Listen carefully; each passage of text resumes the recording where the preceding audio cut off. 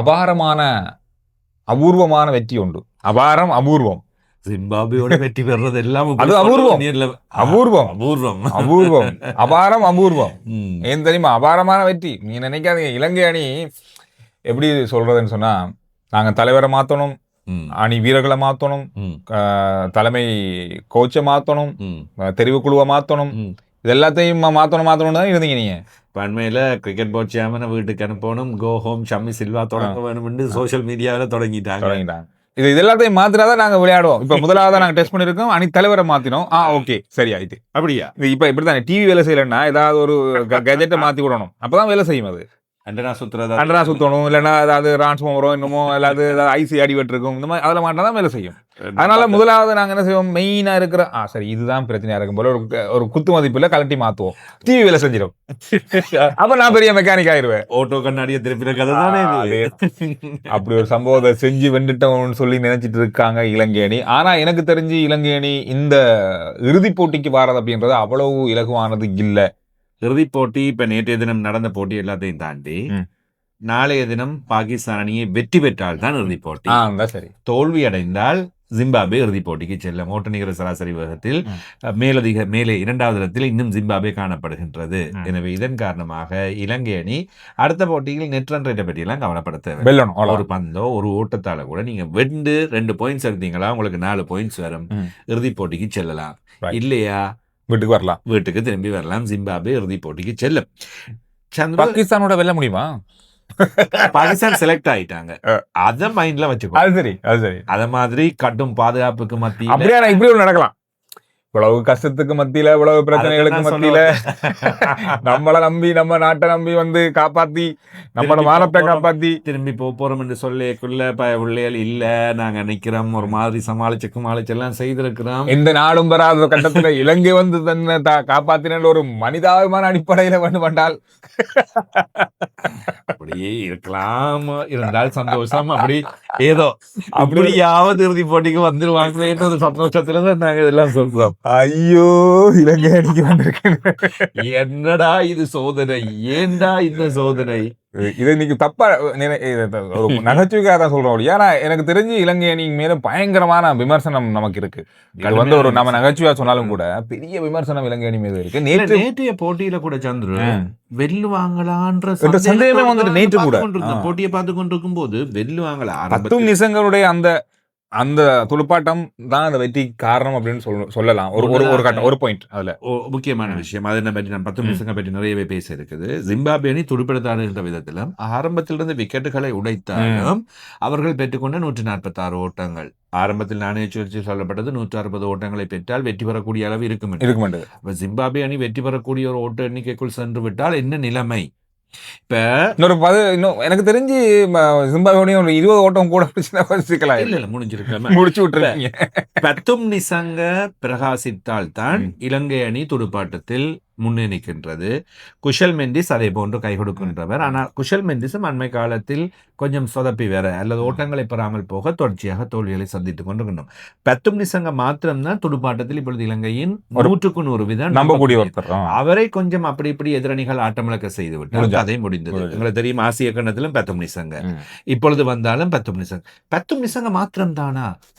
எவ்வளவு முக்கியமான வீரர்கள் இருக்காங்க. மிச்சம் 7 துடுப்பாட்ட வீரர்கள் துடுப்படுத்தாட போகின்றோம் என்று நேற்று தெரிவு செய்தார்கள். நேற்றைய தினம் இளைஞர்களுக்கு துடுப்படுத்தாட பெரிய அளவில் வாய்ப்பு கிடைக்கவில்லை. ஆனால் கமல் மிஸ்ரா 12 ஓட்டங்களை தான் பெற்றுக்கொண்டார்.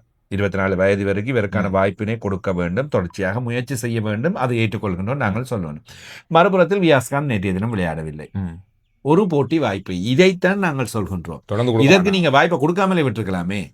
அந்த ஒரு போட்டியில வாய்ப்பை கொடுத்து அவரும் அந்த போட்டியில் தோல்வி.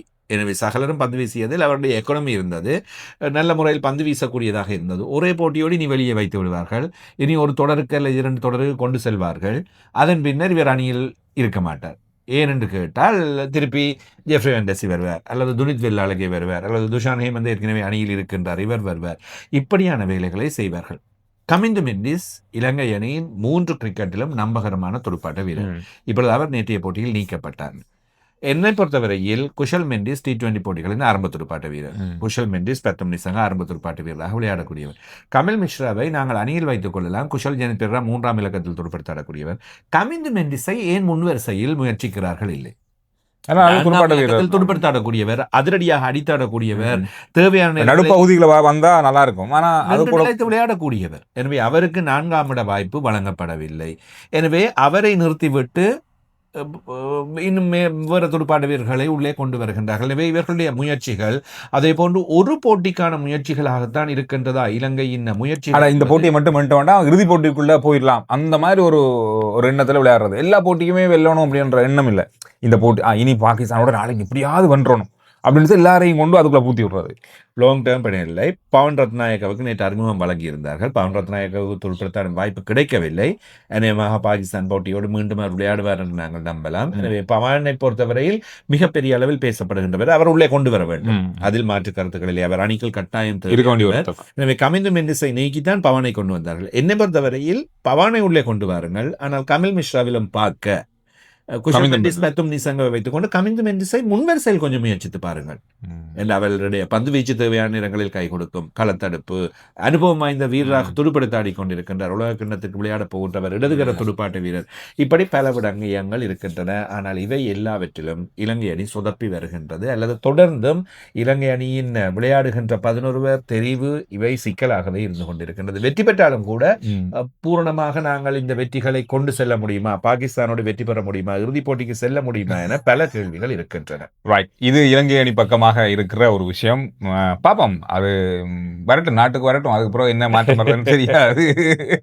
இப்போதைக்கு பாகிஸ்தான்ல இருந்து நாங்கள் வெளியேறுவதுதான் சரியான முடிவாக இருக்கும். முக்கோண ஒரு நாள் போட்டி தொடரை நாங்கள் எப்படி முடிவு செய்து வரப்போகின்றோம், எப்படியாவது அனுப்பியிருக்கா ஊருக்கண்ட மாதிரி தான் இருக்கும். ரைட், இந்திய அணி மறுபக்கம் என்ன நடக்குது? இந்திய அணியினுடைய இந்த போட்டி சரிவுகள் அவ்வளவு நல்லா இல்லையே, பெரிய அளவா பாதிக்க. கௌதம் கம்பீரை வைத்து செய்கிறார்கள், மேக்சிமம் வைத்து செய்கின்றார்கள். எங்களுக்கு கௌதம் கம்பீர் மேல உள்ள பெரிய விமர்சனம் என்னன்னு சொன்னா, சரியான வீரர்களை இன்னும் அவர்கள் அணிக்குள்ள கொண்டு வரலையோ அப்படின்ற மாதிரி சில விஷயங்கள் இருக்கு. இப்ப நாங்கள் இலங்கை அணி இன்னும் சரியான வீரர்களை, அதுதான் இலங்கை அணி பற்றி பேசினோம் தானே. அதே போன்றுதான் வாஷிங்டன் சுந்தரின் துடுப்பாட்டத்தை எடுத்தால் 3ஆம் இலக்கத்திலிருந்து 9ஆம் இலக்கம் வரையில் அண்மைக்கால போட்டிகளில் விளையாடி மாறி மாறி மாறி மாறி ஒரு சரியான இடம் அவருக்கு இல்லை. சாய் சுதர்ஷன் உள்ளே வருவதும் வெளியே செல்வதுமாக செல்கின்றார். சாய் சுதர்ஷனுக்கு என்னை பொறுத்தவரையில் இந்த இன்னிங்ஸ் இறுதி வாய்ப்பாக இருக்கலாம். இந்த போட்டியிலும் சாய் சுதர்ஷன் முதல் இன்னிங்ஸில் சொதப்பி விட்டார். 2வது இன்னிங்ஸிலும் சரியான முறையில் ஓட்டங்களை பெறாமல் சொதப்பினால் அவர் வெளியேற வேண்டிய நிலைமை அவருக்கும் தெரியாது, யாருக்கும் தெரியாது. துடுப்பாட்ட வரிசை என்று எடுத்துக்கொண்டால் ஒரு நிரந்தரமான துடுப்பாட்ட வரிசை இல்லை. பந்து வீச்சாளர்கள் அணியின் தெரிவு என்பது சரியான முறையில் இல்லை. சகலதுறை வீரர்களை அதிகமாக வைத்துக் கொண்டு விளையாடுகின்ற இந்திய அணிக்கு வெற்றிகள் 2-3 வெற்றிகள் என்பது அல்லது முதலிடம் என்பது சாம்பியன்ஸ் ஆகுவது. உலக கிண்ணத்தை வெற்றி பெற்றோம், T20 உலக கிண்ணத்தை வெற்றி பெற்றோம், சாம்பியன்ஸ் ஆஃப் வெற்றி பெற்றிருக்கின்றோம், ஆசிய கிண்ணத்தை அது வெற்றி பெறத்தான் வேண்டும். இந்திய அணி சாம்பியன்ஸ் ஆக வெற்றி பெறாவிட்டால் விமர்சனத்துக்குள்ளாவே கண்டிப்பா. ஏனென்றால் டாப்பில் இருக்கிற டீம், 1வது 2வது இடங்களுக்குள் இருக்கின்ற அணி இந்த கிண்ணங்களை வெற்றி பெறாவிட்டால் நீங்கள் ஃபெயிலியர். கண்டிப்பா.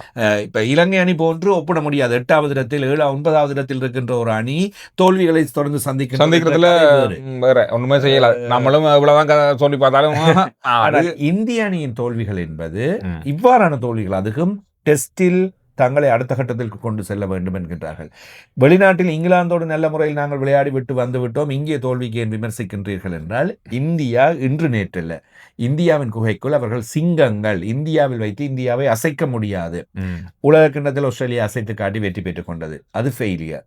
நியூசிலாந்து 3 டெஸ்ட் போட்டிகளிலும் வெற்றி பெற்று இந்தியாவில் வைத்து தொடரை 3-0 என வெற்றி பெற்று சென்றிருக்கின்றது. இப்பொழுது தென்னாப்பிரிக்கா அணி 2வது போட்டியையும் வெற்றி பெற்று 2-0 என தொடரை வெல்லப் போகின்றது. எனவே இது இந்தியாவின் மிக மோசமான மிகப்பெரிய தோல்வி என்பதை ஏற்றுக்கொள்ள வேண்டும்.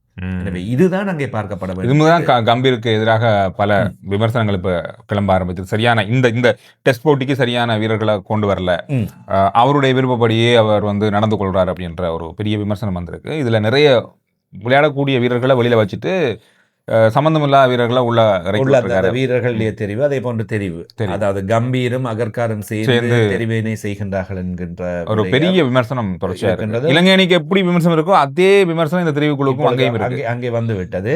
அதே போன்று மிகப்பெரிய அளவில் முன்னாள் வீரர்கள் விமர்சனங்களை தொடர்கின்றார்கள். இந்த போட்டி பார்க்கறதுக்கு அப்படித்தான் இருக்கு, தெரிகின்றது. இந்த போட்டி நிறைவடையட்டும் என்று நாங்களும் பார்க்கின்றோம். நாளைய வீடியோவில் நாங்கள் இந்திய அணியின் இந்த டெஸ்ட் தொடர் தோல்வி பற்றி முழுமையாக பேச போகின்றோம். தோல்வி நிச்சயம் பண்றீங்களா? நிச்சயம். இன்றைய தினம் இந்தியாவால் வெற்றி பெற முடியாது. 100% அது உறுதி. 2 விக்கெட்டுகளை இழந்து விட்டார்கள். அது என்னன்னா இப்ப பொதுவா ஒரு விஷயம் ஒன்று இருக்கு. இந்திய அணி தென்னாப்பிரிக்கா மைதானங்கள்லயோ அல்லது மேற்கு தீவுகளுடைய மைதானங்கள்லயோ அல்லது லண்டன்ல இருக்க மைதானத்துல விளையாடி இந்த ஓட்ட எண்ணிக்கை பெற்றா பரவாயில்லன்னு வச்சுக்கணும் ஓரளவுக்கு. ஆனா இந்தியாவுடைய சொந்த மைதானங்கள்லயே இந்த மாதிரி தோல்விகளையும் மிக பாரியளவான ஓட்ட அதாவது எண்ணிக்கையும் வித்தியாசப்படுறது அப்படின்றது அவ்வளவு ஆரோக்கியமானது மேல ஏற்றுக்கொள்ள முடியுது. டெஸ்ட் போட்டிகளில் இந்தியா சரியான முறையில் இல்லை என்பதையும் காட்டுகிறது. எனவே போட்டி முடிவடைந்ததும் நாளை வீடியோவில் நாங்கள் இன்னும் நிறைய பேச போன்றோம். முன்னாள் வீரர்கள் யார் அதிகமாக கருத்துக்கள் வெளியிடுகின்றார்கள், யார் வீரர்கள் இங்கே மிஸ் ஆகி இருக்கின்றார்கள் என்ற பல விடயங்கள் இருக்கின்றன. இந்த சுவாரஸ்யங்கள் ஓடிக்கொண்டிருக்கின்ற வேளையில் சந்திரன் நேற்றைய தினம் சர்வதேச கிரிக்கெட் பேரவை ICC T20 உலக கிண்ணத்துக்கான போட்டி அட்டவணையை அறிவித்திருக்கிறது. அட்டவணை வந்துவிட்டது. ஒரு நாளைக்கு 3 போட்டி இருக்கு. ஒரு நாளைக்கு 3 போட்டி. 11 மணிக்கு ஆரம்பிக்கின்றது போட்டி. இரவு வரைக்கும் போட்டி நடக்குது. ஏன்னா 20 அணிகள் விளையாடும் போது ஒரு மாசத்துக்குள்ள நடத்த முடிக்க வேணும். எனவே அது இருக்கின்றது. 11 மணிக்கு, 3 மணிக்கு, 7 மணிக்கு என்று போட்டிகள் இலங்கை இந்தியா என்று மாறி மாறி நடக்க போகின்றன. முதல் நாளிலேயே 3 போட்டிகள் எல்லாமே இந்தியாவில் நடக்க போகுது. இலங்கையிலும் இந்தியாவில் நடக்க போகின்றன. 15ஆம் தேதி பிப்ரவரி மாதம் 2026 15 இந்திய பாகிஸ்தான் மோதல், மிகப்பெரிய மோதல். காதலர் தினத்துக்கு அடுத்த நாள். அது சுவாரஸ்யமா இருக்கும் போலே. 15ஆம் இந்த ஷெட்யூல் கொஞ்சம் இந்த முறை வித்தியாசமாக இருக்கின்றது. முதல் சுற்றில் சகல அணிகளும் விளையாட வேண்டும். 4 குழுக்கள், ஒரு குழுவில் 5 அணிகள். அதன் பின்னர் சூப்பர் 8 விளையாடப்பட போகின்றது. அதில் இருந்துதான் 4 அணிகள் அரையிறுதிக்கு தெரிவாக போகின்றன. இரண்டாவது கட்டமாக ஒரு அணி ஒரு இறுதிப் போட்டியில் சந்தித்தால் மாத்திரம்தான் 2 தடவைகள் அல்லது அரையிறுதியில் சந்திக்க வாய்ப்பு இருக்கின்றது. முதல் சுற்றுக்கள் அல்லது இரண்டாவது சுற்றுகளோட ஒரு சந்தித்தால் இரண்டாவது தரம் சந்திக்க மாட்டார்கள். சூப்பர் 8 முதல் சுற்றில் சந்தித்த அணிகள் இரண்டாவது சுற்றில் சந்திக்க வாய்ப்பு வெளியேறுவார்கள் அல்லது சந்தித்தவர்கள் சந்திக்காத வகையில் தான் ஏற்பாடு செய்யப்பட்டது. இவை பற்றியும் நாங்கள் அது ஷெட்யூல் பற்றி கொஞ்சம் வித்தியாசமாக நிறைய பேச இருக்கின்றது. போட்டிகள் எவ்வாறு நடைபெற போகின்றன, எந்த மைதானங்களில் நடைபெற போகின்றன என்பது பற்றி நிறைய பேச இருக்கின்றது. எனவே நாங்கள் இந்த முக்கியமான பரபரப்புகள் கொஞ்சம் ஓய்வுக்கு வருகின்ற வேளையில், போட்டிகள் ஓய்வுக்கு வருகின்ற வேளையில் இந்த பரபரப்பு குறைந்தது உங்களோடு சந்திக்க போகின்றோம். இதே போன்று இலங்கை அணிக்குள் தமிழ் வீரர்கள் பற்றிதான் நாங்கள் அதிகம் பேசுகின்றோம். அவற்றையும் தாண்டி இன்னும் பல முக்கியமானவர்கள் உள்ளே எடுக்கப்பட்டிருக்கின்றார்கள், உள்ளே வந்திருக்கின்றார்கள். மிக விரைவில் அந்த வீடியோவோடு சந்திக்கின்றோம்.